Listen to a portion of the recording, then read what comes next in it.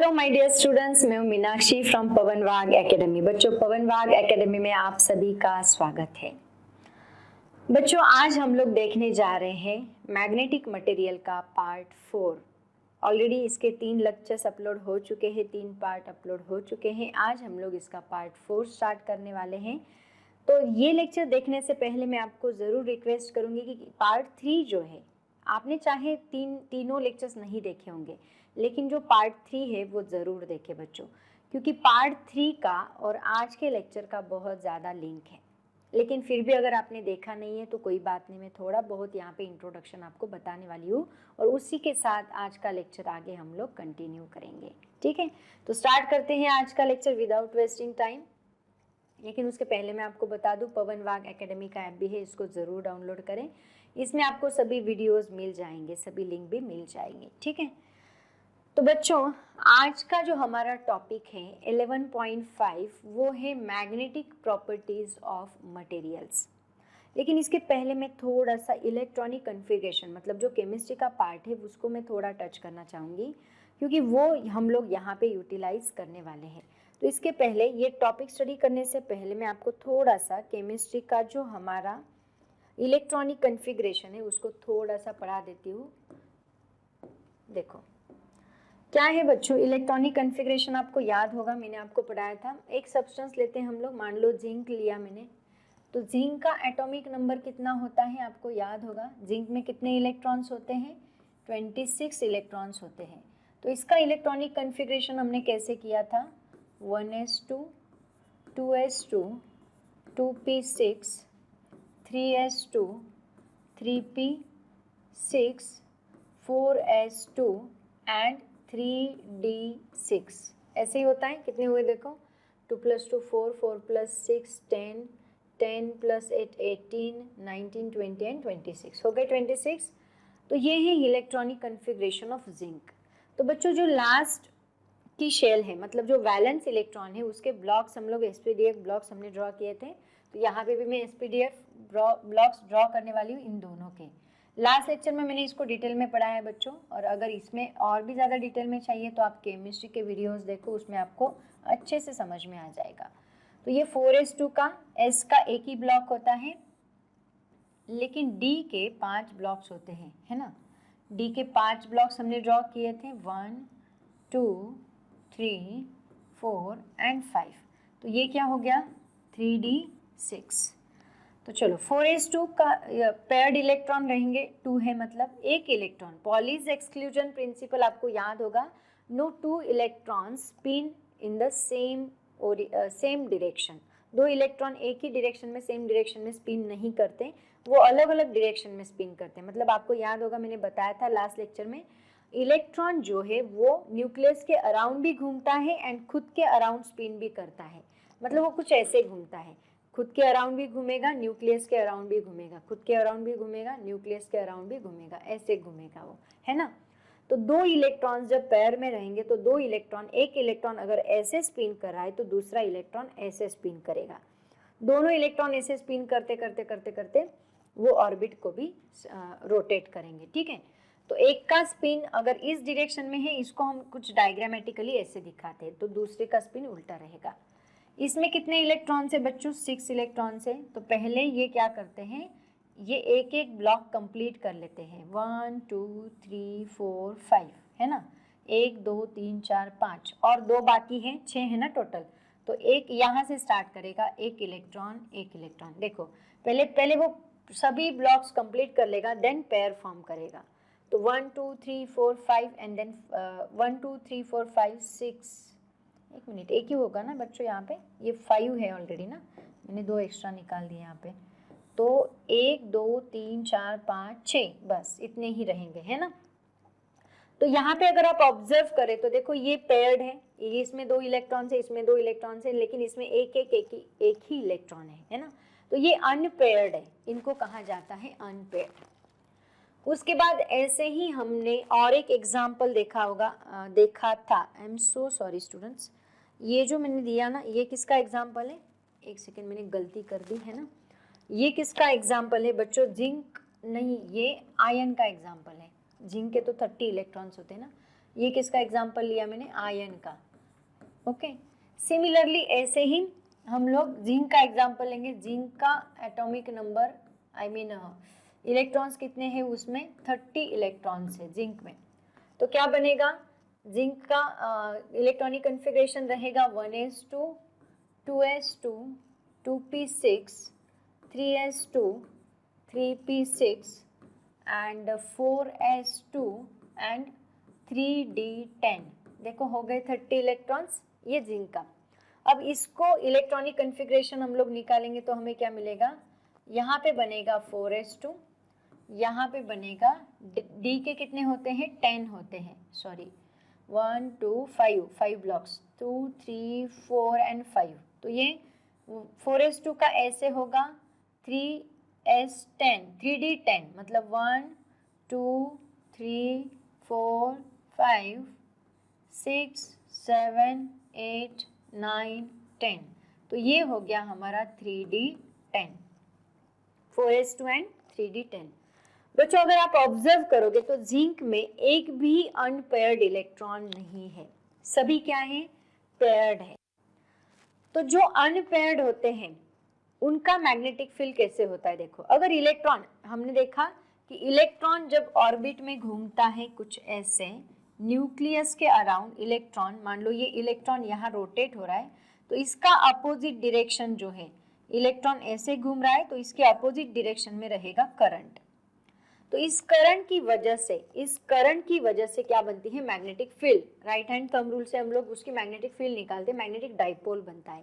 तो इस करंट की वजह से मैग्नेटिक डाइपोल बनेगा कौन सी डायरेक्शन में, डाउनवर्ड डायरेक्शन में। सिमिलरली मान लो इलेक्ट्रॉन ऐसे घूम रहा है, ये ऐसे, अभी इसका अपोजिट डायरेक्शन में इलेक्ट्रॉन घूमेगा, तो करंट इसका कौन सी डायरेक्शन में होगा, इलेक्ट्रॉन की अपोजिट की डायरेक्शन में। और इसको डिटेल में मैंने लिया है बच्चों, स्टार्टिंग से लेक्चर्स देखो। तो इसका मैग्नेटिक मोमेंट देखो, करंट कैसे निकालते हैं हम लोग, करंट इस डायरेक्शन में, थंब अपवर्ड आ रहा है, तो करंट मैग्नेटिक डाइपोल मोमेंट उस डायरेक्शन में रहेगा, है ना। इसका मतलब बच्चों अगर पेयर्ड इलेक्ट्रॉन है तो एक इलेक्ट्रॉन का, इन दोनों का देखो क्या बनेगा, एक इलेक्ट्रॉन का डाइपोल मोमेंट डाउनवर्ड, एक इलेक्ट्रॉन का डाइपोल मोमेंट अपवर्ड, तो नेट मैग्नेटिक फील्ड क्या बनेगी यहाँ पे, zero.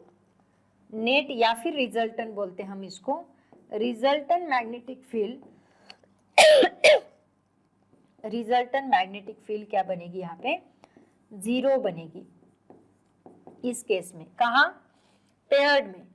For paired electron resultant magnetic field is zero. ये किसके लिए, for paired electron, for paired. Okay, इसको थोड़ा हम लोग देखते हैं। बट अनपेयर्ड में क्या होगा बच्चों, देखो तो जिंक के लिए, जिंक देखो, जिंक में सभी पेयर्ड इलेक्ट्रॉन है, तो जिंक में नेट मैग्नेटिक फील्ड क्या होगी, नेट या फिर रिजल्टेंट मैग्नेटिक फील्ड क्या होगी, जीरो होगी। मतलब इसमें डाइपोल होंगे ही नहीं। अगर इसमें मैग्नेटिक फील्ड ही नहीं है बच्चों तो इसमें डाइपोल होंगे ही नहीं, पॉसिबल ही नहीं है डाइपोल्स फॉर्म होना, दोनों एक दूसरे को कैंसिल करे, तो जिंक में डाइपोल ही नहीं है।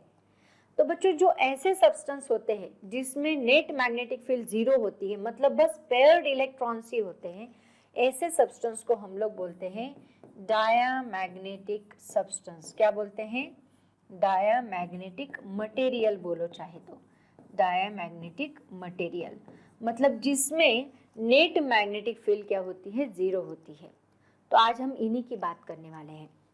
सिमिलरली अब देखो, ये मैंने आपको पेयर्ड इलेक्ट्रॉन के बारे में बताया। अब बात करते हैं अनपेयर्ड इलेक्ट्रॉन्स की। अनपेयर्ड इलेक्ट्रॉन्स में क्या होगा, देखो जो अनपेयर्ड इलेक्ट्रॉन है इसमें तो एक ही डायरेक्शन है इलेक्ट्रॉन की एंड एक ही डायरेक्शन है करंट की, उसके अपोजिट। तो करंट की डायरेक्शन ये, मतलब यहाँ मैग्नेटिक मोमेंट कौन सी डायरेक्शन में रहेगा, डाउनवर्ड डायरेक्शन में। तो इस केस में क्या होगा, इस केस में net magnetic dipole moment zero नहीं होगा। इस केस में मतलब किसमें, आयन में, आयन में मैग्नेटिक फील्ड प्रेजेंट है, मैग्नेटिक फील्ड या फिर नेट मैग्नेटिक बोलो, रिजल्टेंट मैग्नेटिक फील्ड बोलो, is not equal to zero. ये यहाँ पे जीरो नहीं है।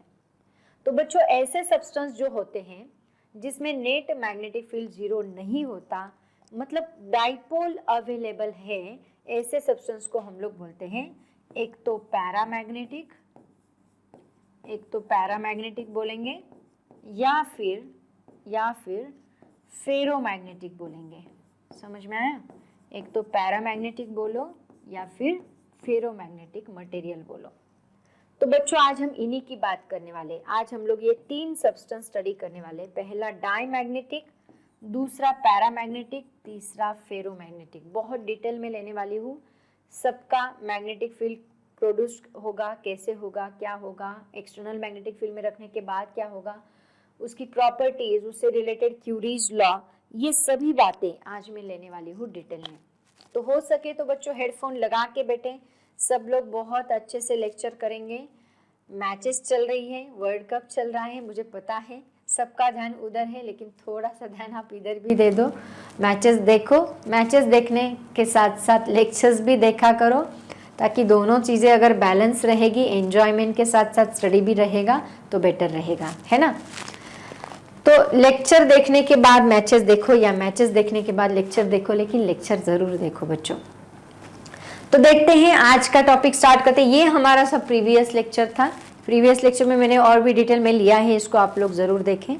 तो आज मैं इन 3 सब्सटेंस के बारे में बात करने वाली हूँ। देखो, तो मैग्नेटिक प्रॉपर्टीज ऑफ मटेरियल्स हम किसकी देखने वाले हैं? 3 टाइप के सब्सटेंस हम लोग देखेंगे। कौन से 3 टाइप के सब्सटेंस होते हैं? एक होता है diamagnetic, okay.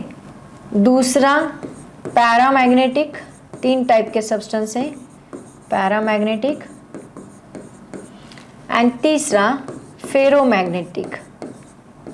Diamagnetic, paramagnetic and ferromagnetic, ऐसे 3 टाइप के मटेरियल्स होते हैं। तो इन सब के बारे में हम लोग स्टडी करने वाले हैं।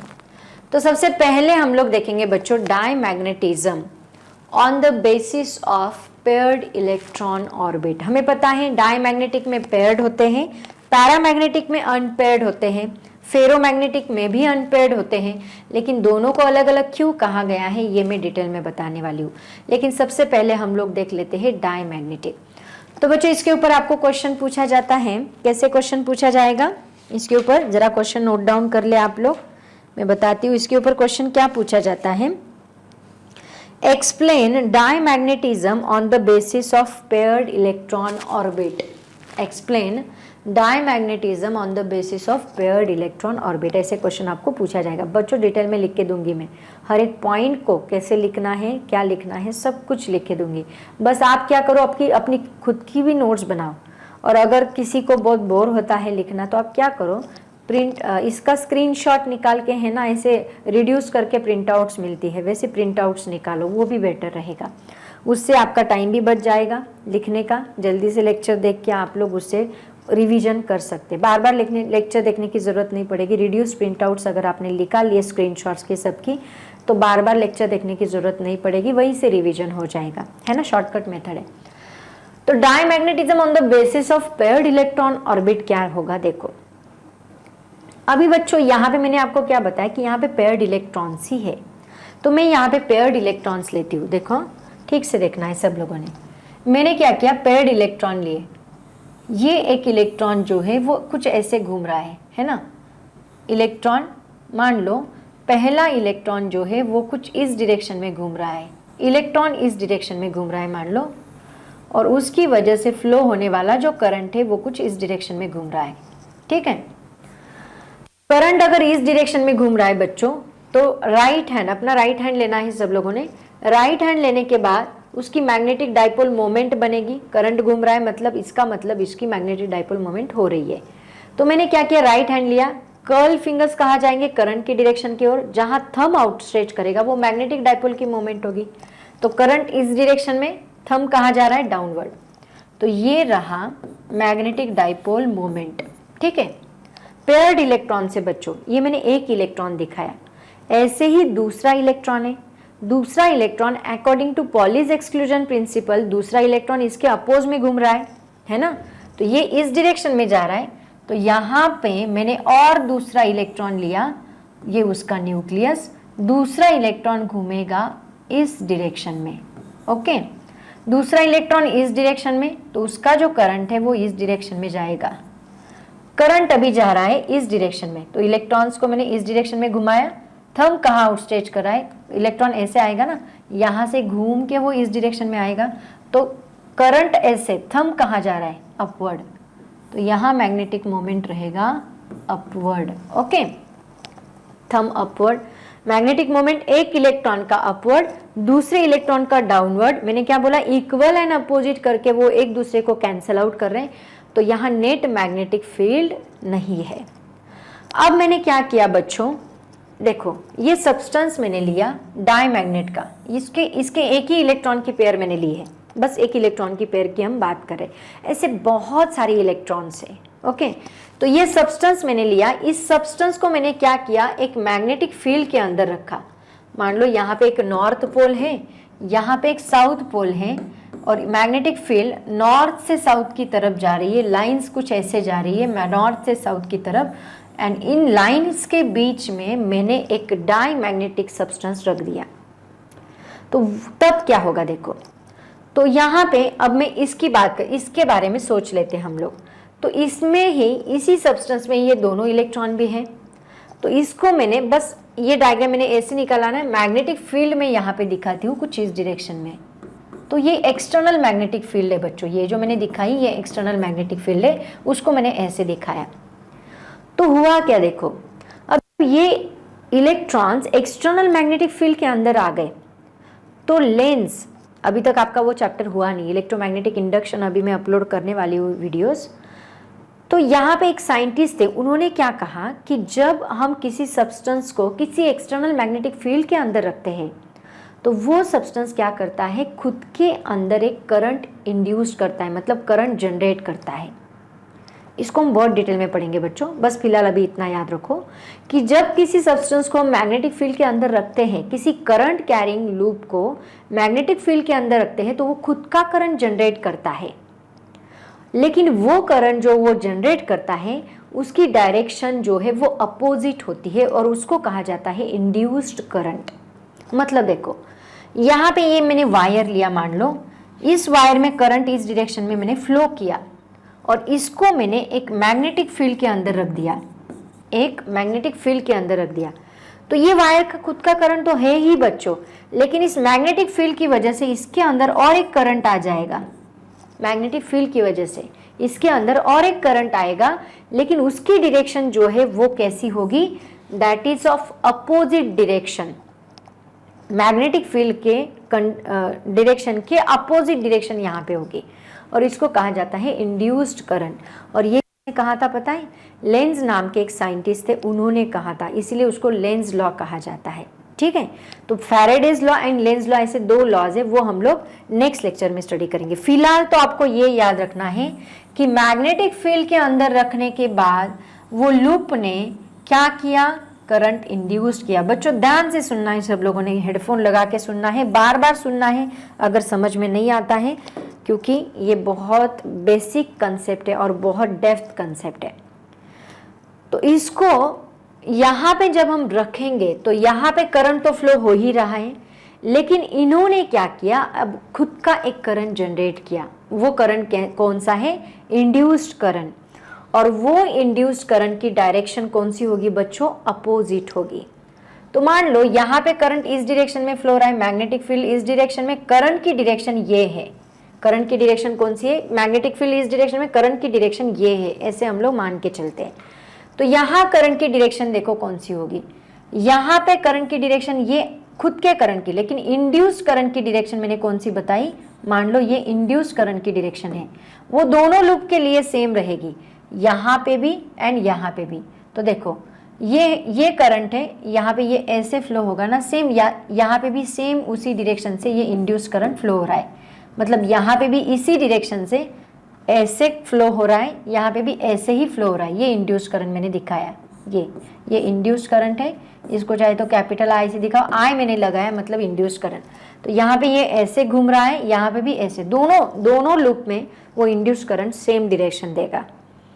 ओके, अब देखो बच्चों यहाँ पे अगर आप ऑब्जर्व करोगे तो ये जो इंड्यूस्ड करंट है, ये इस लूप में इस डायरेक्शन से जा रहा है और ये करंट इस डायरेक्शन से जा रहा है, तो ये दोनों इक्वल एंड अपोजिट होने की वजह से एक दूसरे को कैंसल आउट कर रहे हैं, मतलब ये रिड्यूस कर रहा है। एक लूप का जो करंट है वो इंड्यूस करंट को अपोजिट होने की वजह से रिड्यूस कर रहा है, लेकिन यहाँ पे अगर आप देखोगे तो इस केस में देखो ये करंट इस डायरेक्शन में जा रहा है और इसका भी करंट इसी डायरेक्शन से जा रहा है। ये करंट इंड्यूस करंट एंड ये दोनों करंट एक ही डायरेक्शन से जा रहे हैं। तो दोनों करंट जब एक ही डायरेक्शन से जाते हैं तो मैग्नेटिक फील्ड जो है वो उस केस में बढ़ाता है, मतलब यहाँ इसकी वजह से मैग्नेटिक फील्ड बढ़ रही है, लेकिन इसकी वजह से मैग्नेटिक फील्ड जो है वो कम हो रही है, रिड्यूस्ड कर रहा है। एक सेकेंड है बच्चों, कैमरा देख लेती हूँ मैं। It is correct students. See अभी यहाँ पे क्या होगा, करंट इंड्यूस्ड होगा, तो इंड्यूस्ड करंट की जो डायरेक्शन है वो कैसी रहेगी जरा देखना है आप लोगों को। देखो मैग्नेटिक फील्ड ऐसी है तो करंट फ्लो ऐसे होना चाहिए, है ना, लेकिन इंड्यूस्ड करंट की डायरेक्शन अपोजिट होती है स्टूडेंट। मैग्नेटिक फील्ड ऐसी है, करंट फ्लो ऐसे होना चाहिए, लेकिन यहाँ पे इस केस में इंड्यूस्ड करंट अपोजिट डायरेक्शन में फ्लो होता है according to Lenz law. Induced current opposite direction में होगा, तो यहाँ इस इंड्यूस्ड करंट की डायरेक्शन कौन सी रहेगी, ऐसी। सिमिलरली यहाँ पे भी देखो ऐसे घूम रहा है, वो ऐसे जाएगा ऐसे जाएगा, यहाँ पे भी वो ऐसे जाएगा ऐसे जाएगा, मतलब यहाँ पे इसकी डायरेक्शन रहेगी ऐसी। तो इंड्यूस्ड करंट की डायरेक्शन यहाँ दोनों केसेस में ऐसी रहेगी, यहाँ पे ऐसी और यहाँ पे भी ऐसी, ठीक है। तो दोनों केसेस में इंड्यूस्ड करंट इस डायरेक्शन में होगा। अब देखो बच्चों यहाँ पे क्या हो रहा है, इंड्यूस्ड करंट एंड ये करंट, मतलब इलेक्ट्रॉन की वजह से जो फ्लो हो रहा है वो करंट एंड इंड्यूस्ड करंट दोनों भी सेम डायरेक्शन में है। अगर ये दोनों सेम डायरेक्शन में हैं, इसका मतलब मैग्नेट यहाँ पे करंट इंक्रीज होगा, करंट इंक्रीज होगा, राइट। लेकिन यहाँ पे इंड्यूस्ड करंट एंड ये करंट, ये दोनों की डायरेक्शन अपोजिट है। बच्चों ठीक से सुनो, इन दोनों की डायरेक्शन अपोजिट है, तो करंट क्या होगा, रिड्यूस्ड होगा, करंट रिड्यूस्ड होगा। समझ में आया? इसको मैं लिख के देती हूँ पॉइंट वाइज आपको, तो अच्छे से क्लियर होगा। करंट रिड्यूस होगा, इसमें डायरेक्शन सेम है तो करंट इंक्रीज होगा, इसमें डायरेक्शन अपोजिट है तो करंट रिड्यूस्ड होगा। अब देखो इन दोनों केसेस में, एक में करंट इंक्रीज हो रहा है, एक में करंट रिड्यूस हो रहा है, तो इन दोनों केसेस की वजह से जो नेट मैग्नेटिक फील्ड बनेगी, यहाँ पे नेट मैग्नेटिक फील्ड बनेगी उस सब्सटेंस के अंदर, इस मैग्नेटिक फील्ड की वजह से नेट मैग्नेटिक फील्ड बनेगी उस सब्सटेंस के अंदर, लेकिन वो कैसी होगी, दैट इज ऑफ अपोजिट। क्योंकि देखो यहाँ पे जो जहाँ पे करंट इंक्रीज हो रहा है उसकी डायरेक्शन कौन सी है, अपोजिट है, तो यहाँ पे ये डायरेक्शन इस डायरेक्शन में है और मैग्नेटिक फील्ड की डायरेक्शन इस डायरेक्शन में है। इसका मतलब बच्चों जो हमने यहाँ पे सब्सटेंस रखा है मैग्नेटिक फील्ड के अंदर, इसके अंदर जो मैग्नेटिक फील्ड प्रोड्यूस हो रही है वो कौन सी डायरेक्शन में, अपोजिट डायरेक्शन में। समझ में आया सबको? इसके अंदर की मैग्नेटिक फील्ड अपोजिट डायरेक्शन में है, उसकी वजह से ये बाहर की मैग्नेटिक फील्ड को अपोज करने का काम करेगा, डायमैग्नेटिक सब्सटेंस। समझ में आया सबको? तो यहाँ पे इसको हमें पॉइंट वाइज बहुत अच्छे से लिखना है बच्चों, इसको एक्सप्लेन करने के लिए आपको पूछा जाता है, तो मैं आपको अच्छे से लिख के देती हूँ। समझ में आया? देखो और एक बात ध्यान से देखना है सब लोगों ने, क्या है, इलेक्ट्रॉन ऐसे रोटेट हो रहा है, एक इलेक्ट्रॉन ऐसे रोटेट हो रहा है, अनपेयर्ड है, सॉरी पेयर्ड है, तो एक का स्पिन इस डायरेक्शन में, दूसरे का स्पिन उल्टी डायरेक्शन में, इसका करंट इस डायरेक्शन में पास हो रहा है, इसका करंट इस डायरेक्शन में पास हो रहा है, इसको उठा के मैंने मैग्नेटिक फील्ड के अंदर रख दिया, मैग्नेटिक फील्ड की वजह से करंट इंड्यूस्ड हुआ, इंड्यूस्ड करंट की डायरेक्शन अपोजिट, इंड्यूस्ड करंट की direction opposite according to Lenz law, तो यहाँ पे इंड्यूस्ड करंट की डायरेक्शन अपोजिट, दोनों लूप में वो सेम रहेगी, इंड्यूस्ड करंट की डायरेक्शन दोनों लूप में सेम रहेगी।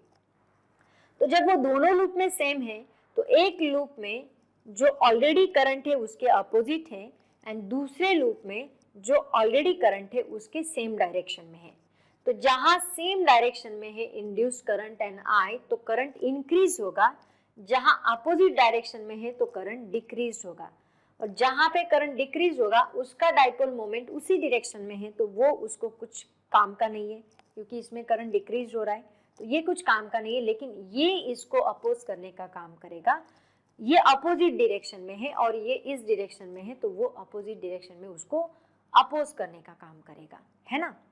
तो बच्चों इसी को हमें, इसीलिए नेट डाइपोल मोमेंट जो डायमैग्नेटिक सब्सटेंस में, हमेशा याद रखो, net dipole moment in diamagnetic substance is always opposite inside that, अंदर वो अपोजिट डायरेक्शन में होता है, मतलब वो बाहर की फील्ड को अपोज करने का काम करता है, इसीलिए वो रिपेल होता है। समझ में आया सबको? तो चलो अब इसी को मैं आपको पॉइंट वाइज लिख के देती हूँ। चाहे तो आप पहले इसका स्क्रीनशॉट ले लो बच्चों, इसको मैं रफ करती हूँ और इसको मैं बहुत अच्छे से पॉइंट वाइज आपको लिख के देती हूँ। देखो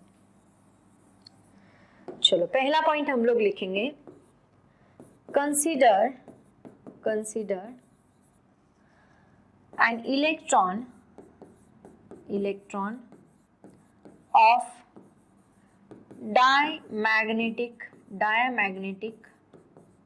material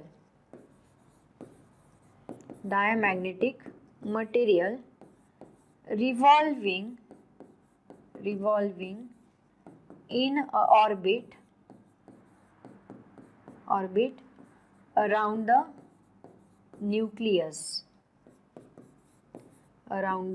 nucleus, and it is equivalent to, ये किसके इक्विवेलेंट रहेगा? It is equivalent to current carrying loop, right? current carrying loop, ठीक है। इसको हमने कहाँ रखा बच्चों? इसको हमने रखा मैग्नेटिक फील्ड के अंदर। सेकेंड पॉइंट हम लिखेंगे, these electrons or this substance, this material placed in a external magnetic field, in an external magnetic field के अंदर रखा। फील्ड के अंदर रखने के बाद, ओके, फील्ड के अंदर रखने के बाद क्या होगा? उसमें करंट इंड्यूस्ड होगा, but in opposite direction according to Lenz law. तो थर्ड पॉइंट हम लोग लिखेंगे, अकॉर्डिंग टू लेंज लॉ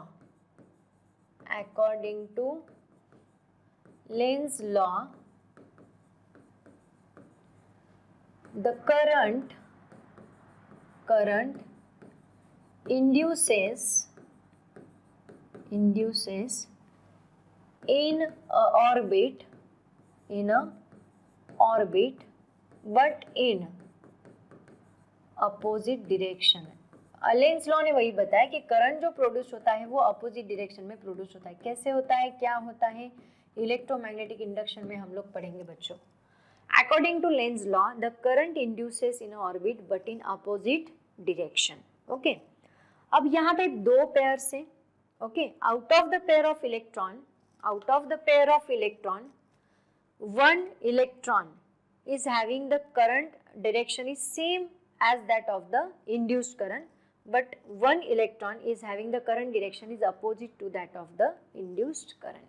तो fourth point हम लोग लिखेंगे, out of the pair of electron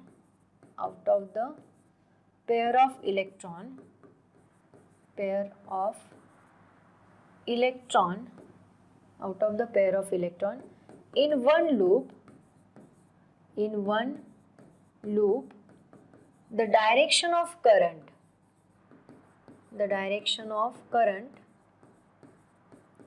is same as that of induced current, but induced current, हाँ यहाँ पे रखो, induced current, इसमें करंट जिस डायरेक्शन में उसी डायरेक्शन में इंड्यूस करंट है, तो करंट क्या होगा, इंक्रीज होगा। Hence net current increases.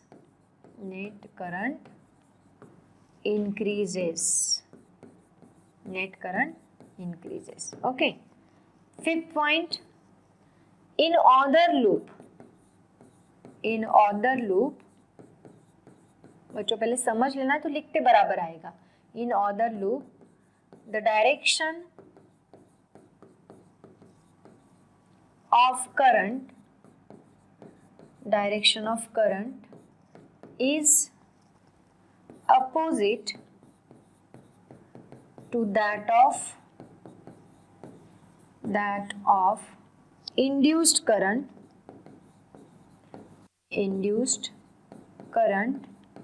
Hence the net current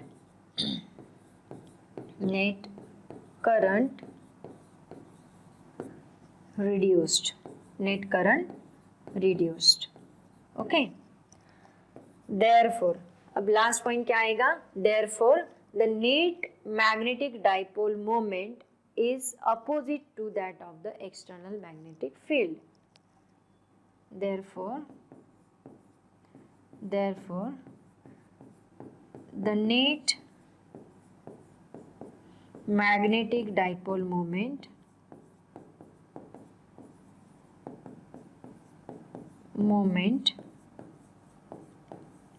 is opposite to that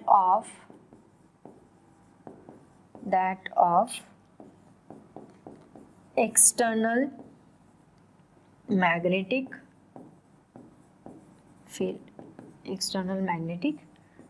बच्चों ऐसे पॉइंट वाइज आपको इसका आंसर लिखना है. ओके. इसके एग्जांपल्स कौन से आपको पता है? डायमैग्नेटिक सब्सटेंस के कॉपर है, गोल्ड मेटल है, बिस्मथ है, वो भी लिख लो चाहे तो. Example copper, gold metal, bismuth etcetera. Okay बच्चों, जल्दी से इसका स्क्रीनशॉट निकालना है and same as it is point wise आपको इसका आंसर लिखना है जैसे मैंने लिख के दिया है ना. इसका स्क्रीनशॉट निकाल के आप लोग प्रिंट आउट्स निकाला करो. ओके. होप्स आपको समझ में आया होगा. नहीं समझ में आया तो वापस देखो बच्चों और कंसंट्रेट करके देखो, समझेगा. थोड़ी इमेजिनरी कंसेप्ट है इसके अंदर लेकिन आपको समझ में आएगा. ओके. तो बच्चों ये थियरी पार्ट है. ऐसे हमें हर एक सब्सटेंस का देखना है. जल्दी से चलते हैं आगे. अब हम लोग इसकी प्रॉपर्टीज देखते हैं. प्रॉपर्टीज देखो क्या है इसकी. सबसे पहले all material possesses the diamagnetic property. Okay.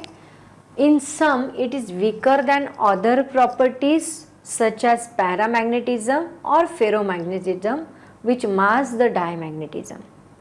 सभी सब्सटेंसेस में डायमैग्नेटिक प्रॉपर्टीज होती है क्योंकि पेयर्ड इलेक्ट्रॉन्स तो सब में प्रेजेंट है, लेकिन किसी सब्सटेंस में वो वीकर होती है. किससे? पैरामैग्नेटिज्म से एंड फेरोमैग्नेटिज्म से वीकर होती है. लेकिन सभी सब्सटेंसेस में पेयर्ड इलेक्ट्रॉन्स तो है ही, तो डायमैग्नेटिक प्रॉपर्टीज सभी सब्सटेंसेस में अवेलेबल है. तो यहाँ पे देखो हमने क्या किया, मैंने आपको जो बताया था, एक सब्सटेंस को हमने क्या किया, एक डायमैग्नेटिक सब्सटेंस के अंदर, मैग्नेटिक फील्ड के अंदर रखा. ये जो डायमैग्नेटिक सब्सटेंस है इसको मैंने मैग्नेटिक फील्ड के अंदर रखा. तो बच्चों इसको मैग्नेटिक फील्ड के अंदर रखने के बाद ऑब्वियसली ये जो लाइन्स है इस सब्सटेंस में से ज़्यादा लाइन्स पास नहीं होगी बच्चों. क्यों नहीं होगी? क्योंकि उसके अंदर जो पेयर्ड इलेक्ट्रॉन है, एक इलेक्ट्रॉन ने क्या किया है, उसके अपोजिट डायरेक्शन में एक डाइपोल बना के रखा है. ये वाला, ये इधर है. अगर इसका नॉर्थ पोल इधर है, इसका साउथ पोल इधर है, तो ये अंदर का जो डाइपोल है उसका नॉर्थ पोल इधर रहेगा, इसका साउथ पोल इधर रहेगा. उसने अंदर से इलेक्ट्रॉन का इंड्यूस्ड करंट और खुद का करंट सेम होने की वजह से एक रिड्यूस्ड मैग्नेटिक फील्ड बना के रखी है जो कि अपोजिट डायरेक्शन में है, जैसे कि मैंने अभी एक्सप्लेन किया आपको. तो इसकी जो लाइन्स है वो इस सब्सटेंस के अंदर से बस बहुत कम लाइंस पास होती है, जैसे कि एक ही लाइंस पास हुई. बाकी सभी लाइंस जो है इसके आउटसाइड, मतलब बाहर से, उस सब्सटेंस से बाहर से लाइंस चली जाती है, लेकिन उस सब्सटेंस के अंदर से बहुत कम लाइंस पास होती है. समझ में आया? तो ये पहली प्रॉपर्टी है. दूसरी प्रॉपर्टी क्या है बच्चों?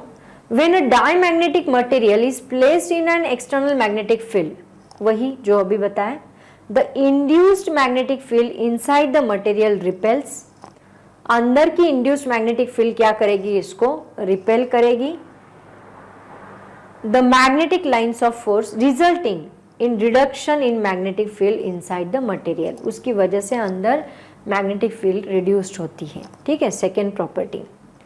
थर्ड प्रॉपर्टी देखो बच्चों क्या है, when a diamagnetic material is placed in a non uniform magnetic field, जब हम इसको नॉन यूनिफॉर्म मैग्नेटिक फील्ड के अंदर रखेंगे, इट मूव्स फ्रॉम स्ट्रॉन्गर, यहाँ स्ट्रॉन्गर होना चाहिए, स्ट्रॉन्गर से वो रिपेल करेगा एंड वीकर की तरफ जाएगा। ऑब्वियसली ये रिपेल हो रहा है मैग्नेटिक फील्ड से, जहाँ स्ट्रॉन्ग मैग्नेटिक फील्ड है वो उसको रिपेल कर देगी और वो कहाँ चला जाएगा, वीक इलेक्ट्रिक फील्ड की तरफ चला जाएगा। ये आपकी थर्ड प्रॉपर्टी। फोर्थ प्रॉपर्टी क्या है, if a diamagnetic liquid is filled in you tube, देखो बच्चों एक यू ट्यूब लिया हमने, यू शेप ट्यूब लिया, इस यू शेप ट्यूब के अंदर हमने क्या किया, डायमैग्नेटिक लिक्विड लिया, डायमैग्नेटिक लिक्विड लिया। अब हमने क्या किया, एक वन आर्म को हमने एक नॉर्थ एंड साउथ पोल मतलब मैग्नेटिक फील्ड के अंदर रखा, वन आर्म को हमने मैग्नेटिक फील्ड के अंदर रखा, तो होगा क्या बच्चों, ये जो मटेरियल है ऑब्वियसली यहाँ से रिपेल होगा एंड रिपेल होके वो कहाँ चला जाएगा, रिपेल होगा, मतलब ये यहाँ से रिपेल होगा और इस डायरेक्शन में चला जाएगा, वही हमें लिखना है। If a diamagnetic liquid is filled in a you tube and one arm of the U-tube is placed in an external magnetic field, the liquid is pushed in the arm which is outside the field, liquid is pushed in the arm which is outside the field, यहाँ outside the field है, उस arm की तरफ इसको push करता है liquid. फिर देखो next, if a rod of diamagnetic material is suspended freely in the magnetic field, क्या किया, अभी ये U-tube का हो गया, अब हमने एक डायमैग्नेटिक का रॉड लिया, मान लो ये रॉड लिया, इस रॉड को हमने मैग्नेटिक फील्ड के अंदर सस्पेंड किया, इस रॉड को हमने मैग्नेटिक फील्ड के अंदर सस्पेंड किया, तो ऐसे सस्पेंड करने के बाद वो रॉड क्या करता है, खुद को मैग्नेटिक फील्ड के डायरेक्शन में परपेंडिकुलरली अलाइन कर लेता है, मतलब ऐसे, मान लो मैंने इसको ऐसे रखा था तो ये खुद को ऐसे अलाइन कर लेगा परपेंडिकुलर डायरेक्शन में। ऐसा क्यों बच्चों, देखो ये रॉड को जब मैं इसके अंदर रखती हूँ, ऐसा क्यों, ध्यान दो, ये रॉड को जब मैं इसके अंदर रखती हूँ तो ऑब्वियसली इसकी मैग्नेटिक फील्ड जो है वो इस डायरेक्शन में है रॉड की, क्योंकि वो डायमैग्नेटिक है, इसकी इस डायरेक्शन में, उसके अंदर का जो डाइपोल है वो उसकी मैग्नेटिक फील्ड इस डायरेक्शन में है, अपोजिट डायरेक्शन में। अगर ये अपोजिट डायरेक्शन में है इसका मतलब इसकी पोटेंशियल एनर्जी मैक्सिमम है, बराबर ना, किसी भी कंजर्वेटिव फोर्स के अपोज में हम लोग काम करते हैं। मान लो ये रॉड मैंने जमीन पे रखा है, इसको मैं ग्रेविटेशनल फोर्स के अपोज में लेके जाती हूँ तो उसका पोटेंशियल एनर्जी बढ़ता है, हमें पता है, हाइट बढ़ गई mgh बढ़ गया मतलब पोटेंशियल एनर्जी बढ़ गई। सिमिलरली इसके मैग्नेटिक फील्ड के अपोज में है ये, तो इसकी पोटेंशियल एनर्जी मैक्सिमम है, potential energy is maximum here, obviously potential energy maximum, मतलब क्योंकि देखो बच्चों आपको याद होगा पोटेंशियल एनर्जी का फॉर्मूला क्या होता है, -mb cos थीटा, है ना, तो ये अपोजिट है, ये इस डायरेक्शन में है, ये इस डायरेक्शन में, दोनों के बीच में एंगल कितना है 180 डिग्री, तो cos 180 की वैल्यू होती है -1, तो पोटेंशियल एनर्जी कितनी होगी m इंटू बी, -1 है ना, ये -1 माइनस प्लस बन जाएगा और ये बनेगा m इंटू बी, तो m इंटू बी मतलब मैक्सिमम पोटेंशियल एनर्जी। तो जब ये इसको हमने ऐसे रखा रॉड को, तो उसकी पोटेंशियल एनर्जी मैक्सिमम है, और हर एक सब्सटेंस की, हर एक ऑब्जेक्ट की टेंडेंसी होती है to minimise its potential energy. मतलब देखो इस रॉड को मैं इधर लेके गई तो ये अगर मैं छोड़ दूं तो ये क्या करेगा, नीचे गिर जाएगा, मतलब पोटेंशियल एनर्जी को घटा देगा। तो हर एक ऑब्जेक्ट की टेंडेंसी है वो पोटेंशियल एनर्जी को घटाता है, जीरो तक लेके जाता है, मिनिमाइज इट्स पोटेंशियल एनर्जी। जैसे कि कोई भी सब्सटेंस आप ग्रेविटेशनल फोर्स के अपोज में लेके जाओ, उसकी पोटेंशियल एनर्जी बढ़ाओ, लेकिन वो क्या करता है, अपनी पोटेंशियल एनर्जी कम करने की कोशिश करता है, मतलब वापस वो कहाँ आता है, जीरो पे। सिमिलरली इस रॉड की भी टेंडेंसी है to minimise its potential energy, तो ये रॉड क्या करेगा, खुद को ऐसे अलाइन करेगा और ऐसे रह जाएगा, मतलब ऐसा बनेगा। तो अभी मैग्नेटिक डाइपोल इधर आ गया, दोनों के अंदर एंगल कितना बन गया 90 डिग्री, तो देखो 90 डिग्री मतलब mb cos 90 बनेगा, cos 90 की वैल्यू होती है 0, तो ये बनेगा 0, इसका मतलब पोटेंशियल एनर्जी यहाँ पे क्या बन गई, 0 बन गई। समझ में आया बच्चों? तो ये आपको कोई पूछेगा नहीं ऐसा क्यों, लेकिन आपको समझ में आना चाहिए कि ऐसा क्यों हुआ। पोटेंशियल एनर्जी यहाँ मैक्सिमम थी जब रॉड हमने सस्पेंड किया, तो सिमिलरली उसने क्या किया, खुद को अलाइन कर लिया पोटेंशियल एनर्जी मिनिमम करने के लिए। पोटेंशियल एनर्जी पहले मैक्सिमम थी, उसको मिनिमम करने के लिए उसने खुद को 90 डिग्री में रोटेट कर लिया ताकि पोटेंशियल एनर्जी कम से कम हो जाए। ठीक है, तो ये हो गया हमारा नेक्स्ट प्रॉपर्टी। हर एक प्रॉपर्टी को अच्छे से समझ लो तो याद भी रहेगा बच्चों। पूरा थ्योरेटिकल पार्ट है आज का और सिंपल है, इतना ज़्यादा डिफिकल्ट नहीं है। रटोगे तो इजीली रट जाएगा, लेकिन पता होना चाहिए क्यों। क्यों ये क्वेश्चन हमेशा अराइज होना चाहिए बच्चों। देखो, चाहे अपनी लाइफ में हो, अपना लाइफ जी रहे हो, पढ़ाई कर रहे हो, हर एक केस में क्यों अराइज होना ही चाहिए। आंसर ढूंढते रहो। और देखो नेक्स्ट क्या है, द मैग्नेटिक ससेप्टिबिलिटी मतलब खाई आपको याद होगा। खाई इज इक्वल टू क्या होता है, m/h, magnetisation divide by magnetic intensity. अब यहाँ पे किसी सब्सटेंस को अगर आप मैग्नेटिक फील्ड के अंदर रखते हो तो उसके अंदर से मैग्नेटाइजेशन होता ही नहीं, क्योंकि अपोजिट मैग्नेटिक फील्ड अंदर से रेडी है, तो ये सब्सटेंस मैग्नेटाइज्ड होगा ही नहीं। मैंने आपको बताया था मैग्नेटाइजेशन होना मतलब उसके अंदर के जो डाइपोल्स हैं, आपको याद है ऐसे डाइपोल्स हमने दिखाए थे लास्ट लेक्चर में, ये रैंडमली अलाइंड है। डाइपोल्स कैसे है, रैंडमली अलाइंड। जैसे हम लोग इसको मैग्नेटिक फील्ड के अंदर रख देते हैं, ये सभी डाइपोल्स खुद को इस डायरेक्शन में ऐसे अरेंज कर लेते हैं। मैग्नेटिक फील्ड के अंदर रखने के बाद सभी डाइपोल्स ऐसे रोटेट हो जाएंगे, इसको कहा जाता है मैग्नेटाइजेशन।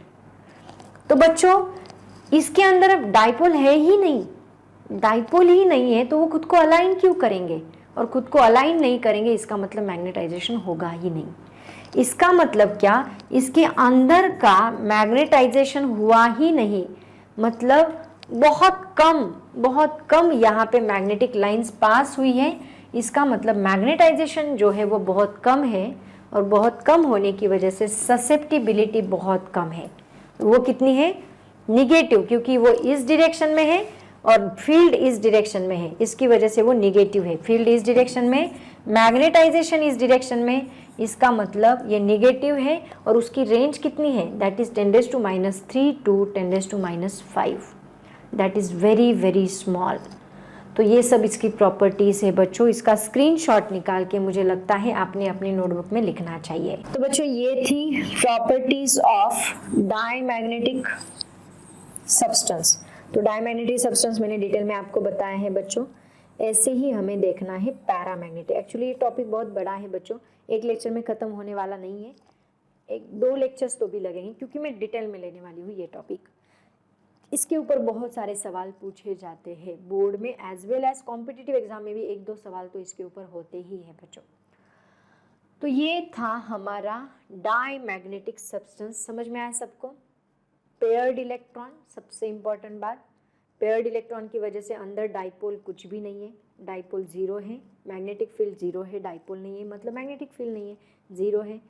फिर भी जब हम उसको एक्सटर्नल मैग्नेटिक फील्ड के अंदर रखते हैं तो इंड्यूस्ड करंट की वजह से अपोजिट मैग्नेटिक डाइपोल फॉर्म होता है, जिसकी वजह से वो एक्सटर्नल मैग्नेटिक फील्ड को अपोज करने का काम करता है। अपोज करने का काम करता है, ये हमने इस 2 पॉइंट्स में लिया है। सिमिलरली अगर हम उसको नॉन यूनिफॉर्म मैग्नेटिक फील्ड के अंदर रखते हैं तो स्ट्रॉन्गर से वीकर की तरफ जाता है। अगर मैं यूट्यूब में फील करती हूँ डायमैग्नेटिक मटेरियल, तो वो जहाँ जिस आर्म को हमने मैग्नेटिक मटेरियल, जिस आर्म को हमने मैग्नेटिक फील्ड के अंदर रखा है, उससे वो रिपेल होके जहाँ मैग्नेटिक फील्ड नहीं है उसकी तरफ पुश करता है। रॉड को अगर हम डायमैग्नेटिक मटेरियल में, डायमैग्नेटिक रॉड को अगर हम मैग्नेटिक फील्ड के अंदर सस्पेंड करते हैं तो वो रॉड किससे बना है, डायमैग्नेटिक का। डायमैग्नेटिक रॉड को अगर मैग्नेटिक फील्ड के अंदर सस्पेंड करते हैं तो वो 90 डिग्री से खुद को अलाइन कर लेता है। और ससेप्टिबिलिटी जो है इसकी निगेटिव होती है, क्योंकि अपोजिट होने की वजह से मैग्नेटाइजेशन वो निगेटिव होती है और बहुत ही कम होती है। कितनी कम, 10⁻³ से 10⁻5, बहुत कम होती है। तो बच्चों ये सब प्रॉपर्टीज हमने किसकी देखी, these are the properties of diamagnetic substance.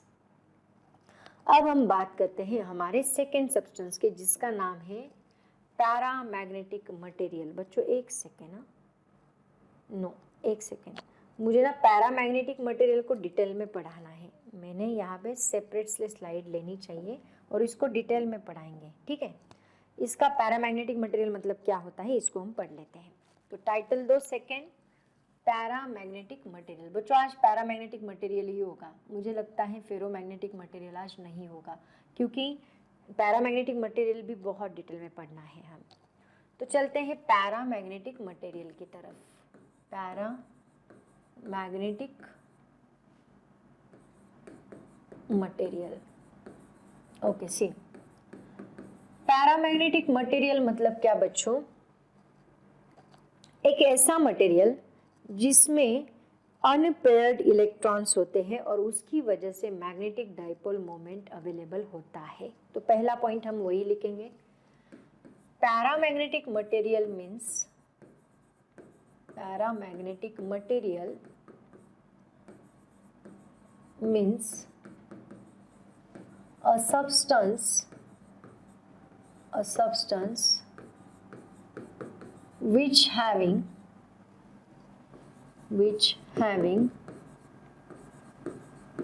unpaired electrons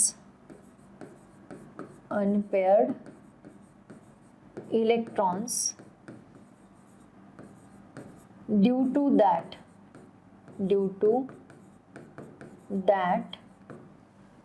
net magnetic dipole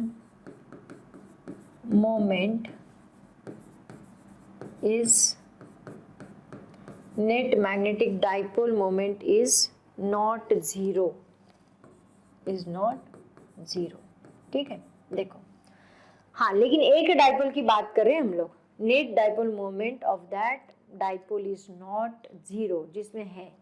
तो अगर इसको मैं ड्रॉ करना चाहूँ तो कुछ ऐसे आएगा। देखो ये पैरामैग्नेटिक सब्सटेंस मैंने लिया, यहाँ पे मैंने पैरामैग्नेटिक सब्सटेंस को नो एक्सटर्नल फील्ड में रखा। एक्सटर्नल फील्ड नहीं है बच्चों, एक्सटर्नल फील्ड नहीं है। तो इसको मैंने जब एक्सटर्नल फील्ड नहीं है ऐसे केस में रखा, तो इसके अंदर डाइपोल्स है।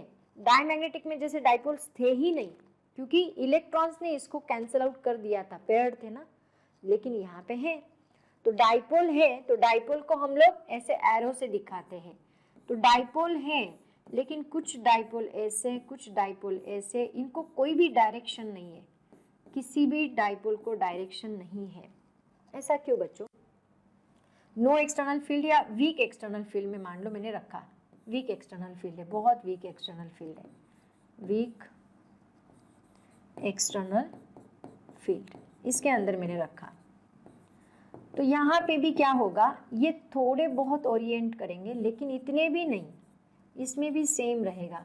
वीक एक्सटर्नल फील्ड में ज़्यादा से ज़्यादा वो इस डायरेक्शन में ही रहेंगे, लेकिन वो क्या करेंगे, एक दूसरे की रैंडमली ओरिएंटेड।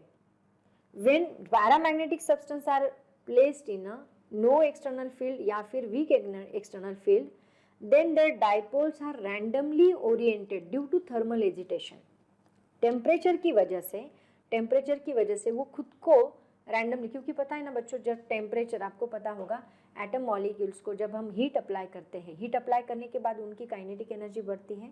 काइनेटिक एनर्जी बढ़ने की वजह से वो रैंडमली ओरिएंट होंगे, ये एनर्जी मिलने के बाद ऑब्वियसली ओरिएंट होंगे ही। और रैंडमली ओरिएंट वो खुद को कैसे करेंगे, जैसे कि मान लो एक डाइपोल इधर है तो दूसरा डाइपोल इधर आ जाएगा, तीसरा डाइपोल मान लो इधर है तो उसका अपोजिट डाइपोल बन जाएगा, और एक दूसरे की फील्ड को वो क्या करेंगे, कैंसिल आउट कर देंगे।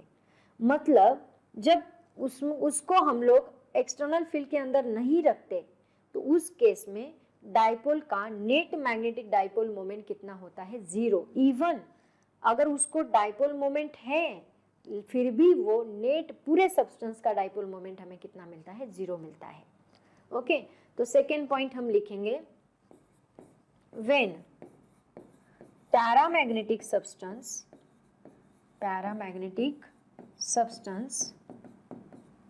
is not placed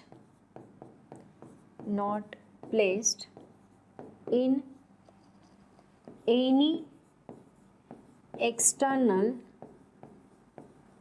magnetic field, any external magnetic field, then or weaker magnetic field, ऐसे लिखो, or placed in weaker magnetic field,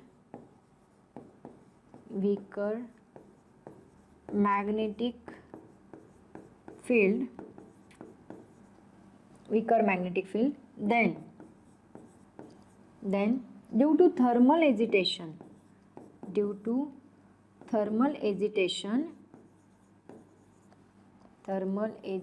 बच्चों में बहुत इजी लैंग्वेज में आप लोगों को है ना लिख के दे रही हूँ, ऐसे ही एग्जाम में लिखो। थर्मल एजिटेशन, टीचर एकदम खुश होके मार्क्स दे देगा आपको। थर्मल एजिटेशन, magnetic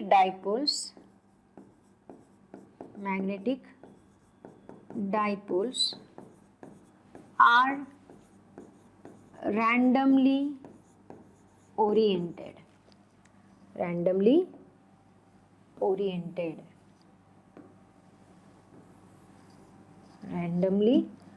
oriented,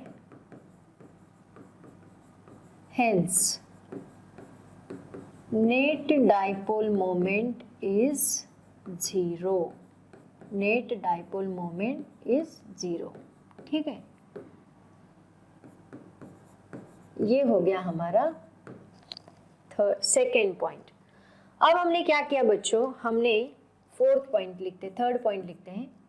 इस पैरामैग्नेटिक सब्सटेंस को एक्सटर्नल मैग्नेटिक फील्ड के अंदर रखा बी बार, तो क्या होगा, ये सभी डाइपोल्स इसको फॉलो करेंगे, है ना, सभी नहीं बट ज्यादातर, मोर देन 90% क्या करेंगे, इसको फॉलो, लेकिन उसमें भी कुछ रहेंगे जो इसको फॉलो नहीं करेंगे।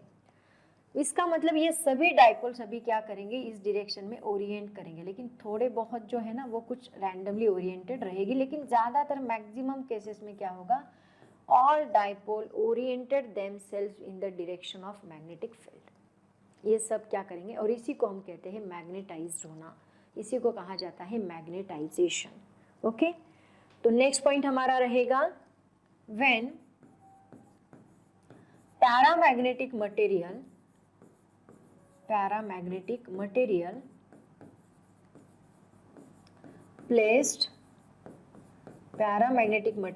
placed in a external magnetic field, external कौन सी है, strong not weaker, in a strong external magnetic field,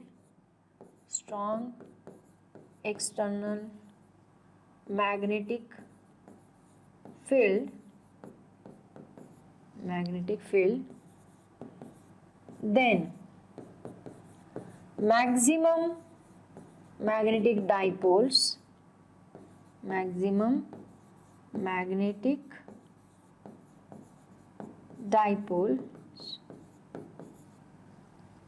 orient themselves towards the direction of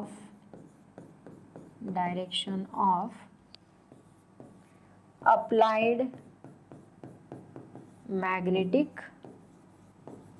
field। ये क्या करते हैं, उसको अप्लाइड मैग्नेटिक फील्ड की तरफ खुद को ओरिएंट कर लेते हैं, उसी डायरेक्शन में खुद को ओरिएंट कर लेते हैं। अब देखो यहाँ पे क्या होता है, फिर इसकी जो लाइंस होती है अंदर की डायरेक्शन में, come closer to each other and crowded, इसके अंदर जो लाइंस होती है, फील्ड लाइंस होती है, get closer inside that material, और उसकी वजह से रश मतलब बहुत ही ज़्यादा क्लोज आने की वजह से वहाँ पे लाइंस का क्राउड बन जाता है ना।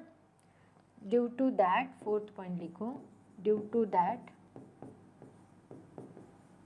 मतलब बाहर की फील्ड लाइन, वो डायमैग्नेटिक में क्या हो रहा था, फील्ड लाइंस इधर से चली जा रही थी, बट यहाँ पे क्या हुआ, सब फील्ड लाइंस है ना अंदर से आ गई, अट्रैक्ट हो गई, अट्रैक्ट होने की वजह से वो क्लोज हो गई, उस सब्सटेंस के अंदर क्राउड बढ़ गया लाइंस का।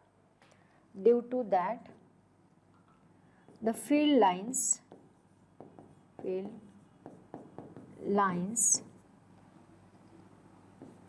come closer inside the material. पूछा अगर आपको कि एक्सप्लेन पैरामैग्नेटिक सब्सटेंस, तो आप एज इट इज आंसर लिखोगे बच्चों। इसको डायग्राम ए बोल दो, इसको डायग्राम बी बोल दो, इसको डायग्राम सी बोल दो, है ना। Placed in a magnetic field, ऐसे बोलो, placed in a magnetic field, ऐसे एज इट इज आंसर लिखो बच्चों, एज इट इज, कोई डिफरेंस नहीं। अपनी लैंग्वेज में हमेशा आंसर लिखा करो। खुद को इंग्लिश के सेंटेंस बनाते आने चाहिए, ऐसे खुद को ट्रेन करो और एज इट इज आंसर लिखो, कुछ भी डिफरेंस नहीं, है ना। ओके, तो ये हो गया हमारा पैरामैग्नेटिक मटेरियल। इसका स्क्रीनशॉट ले लो जल्दी से स्क्रीनशॉट ले लो। अब इसकी प्रॉपर्टीज मैं आपको बताती हूँ। देखो इसकी प्रॉपर्टीज क्या है बच्चों। अभी इसका जैसे डायमैग्नेटिक है ना, वैसे ही इसकी भी प्रॉपर्टीज हैं। पहली प्रॉपर्टी क्या है, paramagnetic material are strongly attracted by external magnetic field. Already मैं आपको बता चुकी हूँ, पैरामैग्नेटिक मटेरियल जो है that strongly attracted by magnetic field, magnetic field से स्ट्रांगली अट्रैक्ट करते हैं क्योंकि उसके अंदर डाइपोल्स अवेलेबल है। तो वो खुद के डाइपोल्स नहीं बना रहा है, वो उसके अंदर ऑलरेडी अवेलेबल है।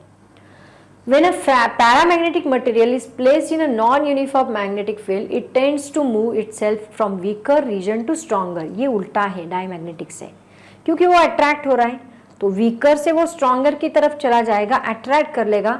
डायमैग्नेटिक को रिपेल कर रहा था बट यहाँ पे रिपेल नहीं करेगा, it attract towards the strong magnetic field.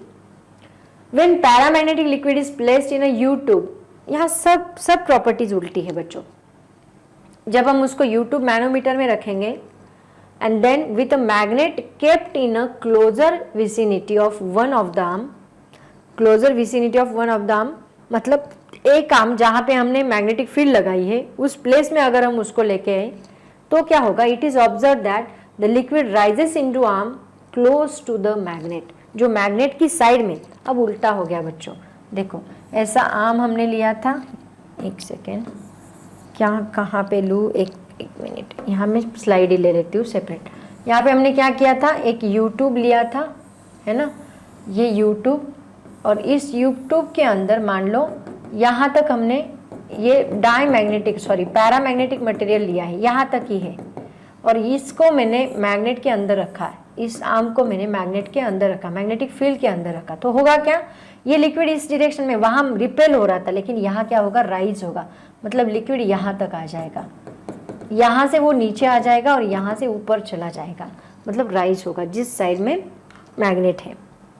देखो the net magnetic dipole moment is reduced to zero in the absence of magnetic field. When the external magnetic field is removed, these magnet dipoles arrange themselves in the random direction. बच्चों जब मैंने आपको already बताया magnetic field नहीं है तो thermal एग्जिटेशन की वजह से उनकी नेट मैग्नेटिक फील्ड क्या रहेगी, जीरो रहेगी, थर्मल एग्जिटेशन की वजह से। और मान लो अभी हमने उसको एक्सटर्नल मैग्नेटिक फील्ड के अंदर रखा तो वो खुद को अलाइन कर लेंगे, लेकिन जैसे ही हम एक्सटर्नल मैग्नेटिक फील्ड हटा देंगे वापिस वो क्या करेंगे, उनको ओरिजिनल पोजीशन में लेके आएंगे, मतलब वापस वो खुद की डायरेक्शन अपने आप डिसाइड कर लेंगे और रैंडमली अरेंज हो जाएंगे। वापस नेट मैग्नेटिक डाइपोल मोमेंट क्या बनेगा, जीरो बनेगा। कब, जब हम एक्सटर्नल मैग्नेटिक फील्ड हटा देंगे। बच्चों ये पॉइंट को स्टार लगा दो, फेरो मैग्नेटिक में ये पॉइंट हम लोग डिस्कस करने वाले हैं, इसको स्टार लगा दो, ये बहुत इंपॉर्टेंट है। जब हम लोग मैग्नेटिक फील्ड नहीं लगाते तब वो रैंडमली ओरिएंटेड है और थर्मल एजिटेशन की वजह से नेट मैग्नेटिक मोमेंट जीरो कर रहे हैं, लेकिन जब हम मैग्नेटिक फील्ड लगाते हैं तो वो खुद को अरेंज भी कर लेते हैं और जैसे ही हम मैग्नेटिक फील्ड हटा देंगे वो खुद को रैंडमली ओरिएंट कर लेंगे इधर उधर और वापस यहाँ नेट मैग्नेटिक डाइपोल मोमेंट क्या बनेगा, जीरो बनेगा। ओके, उसके बाद the magnetic susceptibility of paramagnetic material positive है क्योंकि मैग्नेटाइजेशन हो रहा है। तो यहाँ पे खाई जो है, खाई अपना खाई मतलब ससेप्टिबिलिटी का खाई, इसको m/h, तो ये जो है मैग्नेटाइजेशन हो रहा है, m है और खुद को उसी डायरेक्शन में वो अलाइन कर रहे हैं, उसी डायरेक्शन में अलाइन करें मतलब ये पॉजिटिव होगा। एंड इसकी जो वैल्यू है, लेकिन इसकी जो वैल्यू है वो थोड़ी कम है, रेंज जो है ससेप्टिबिलिटी की वो कम है क्योंकि कुछ उसमें जो कुछ डाइपोल्स है वो खुद को अलाइन नहीं कर रहे, ठीक है। तो वो रेंज कितनी है, 0 to 10⁻³ जितनी है, वो पॉजिटिव है लेकिन कम है। इसके एग्जाम्पल्स देखो कौन से, मैग्नीशियम है, लिथियम है, मॉलिब्डेनम है, टेंटालम है, सॉल्ट्स है, ऐसे बहुत सारे एग्जाम्पल्स है इसके। 1 मिनट है बच्चों, 1 मिनट। ओके, तो ये सब इसके एग्जाम्पल से, करेक्ट है, ये सब इसके एग्जाम्पल से प्रॉपर्टीज ऑफ पैरामैग्नेटिक मटेरियल के, ठीक है। तो बच्चों इसका स्क्रीनशॉट ले लो, इसका स्क्रीनशॉट ले लो जल्दी से, कम ऑन।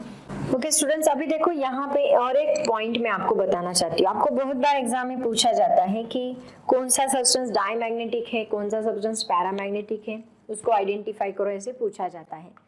तो बहुत सारे स्टूडेंट्स का लगता है कि जो इवन नंबर, जिसका इवन नंबर ऑफ इलेक्ट्रॉन्स जिस सब्सटेंस में है तो वो सब्सटेंस डायमैग्नेटिक, ऐसे बहुत सारे स्टूडेंट्स का मानना होता है।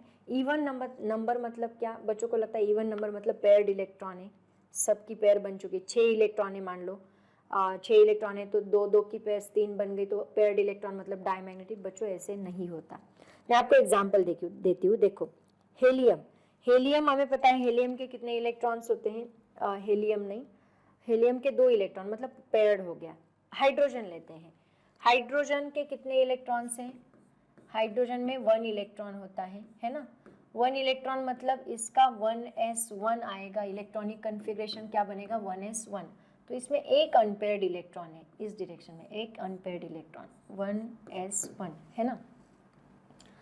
तो ये अनपेयर्ड है, इसका मतलब ये पैरामैग्नेटिक हो गया है ना, unpaired, therefore it is paramagnetic substance, paramagnetic substance. Okay, अब ये पहला एग्जांपल। सेकेंड एग्जांपल हम ऑक्सीजन का लेते हैं। ऑक्सीजन में कितने इलेक्ट्रॉन्स होते हैं आपको पता होगा, ऑक्सीजन के 8 इलेक्ट्रॉन्स होते हैं, राइट ना। तो 8 इलेक्ट्रॉन्स मतलब इसका क्या बनेगा electronic configuration, 1s2 2s2 2p4, right.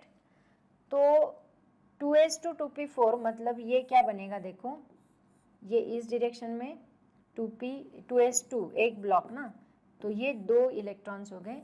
p के कितने ब्लॉक्स बनेंगे, 3 ब्लॉक्स बनेंगे, 1 2 एंड 3। तो इसमें क्या बनेगा, 1 2 3 एंड 4, तो ये 2p4 बन गया। 4 इलेक्ट्रॉन्स है ना, उनको हमने कैसे अरेंज किया, 1 2 3 एंड 4। तो बच्चों देखो इसमें 8 इलेक्ट्रॉन्स है, इवन नंबर है, फिर भी इसमें 2 अनपेयर्ड इलेक्ट्रॉन्स है, 2 अनपेयर्ड इलेक्ट्रॉन्स है, इसका मतलब इसमें भी अनपेयर्ड इलेक्ट्रॉन्स हैं। तो ये अनपेयर्ड इलेक्ट्रॉन्स होने की वजह से ये कौन सा मटेरियल बनेगा, पैरामैग्नेटिक बनेगा। समझ में आया, पैरामैग्नेटिक है ना। वही हमने जिंक का एग्जांपल लिया था, आपको याद है, जिंक में हमने देखा, जिंक का एग्जांपल लिया था, कितने इलेक्ट्रॉन्स थे उसमें, 30 इलेक्ट्रॉन्स थे। तो 30 इलेक्ट्रॉन्स में कितने ब्लॉक्स बने थे वहां पे, आपको याद होगा 2s2, मैं डायरेक्टली लिखती हूँ, स्टार्टिंग में मैंने बताया है 2s2 2s2 एक ब्लॉक, 2s2 नहीं 4s2, लास्ट वाला आपको याद होगा 4s2, एंड यहाँ पे कितना है 4s2, एंड यहाँ पे 3d10 है बच्चों, देखो चेक करो एक बार, 1 2 3 4 एंड 5। तो यहाँ 4s2 मतलब 2 बनेंगे, 1 2 3 4 5 6 7 8 9 10। तो यहाँ पेयर्ड है सभी, तो ये डायमैग्नेटिक बन गया है ना, ये क्या है, diamagnetic.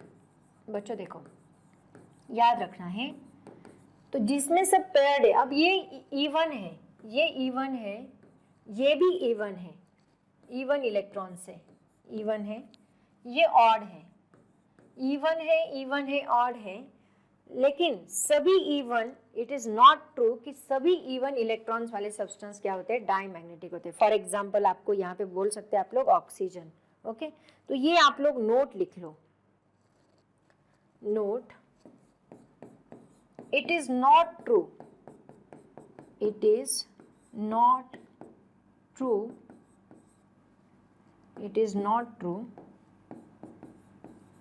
even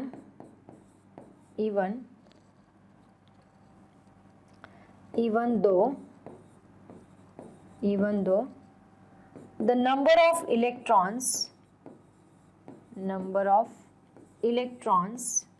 is even in the substance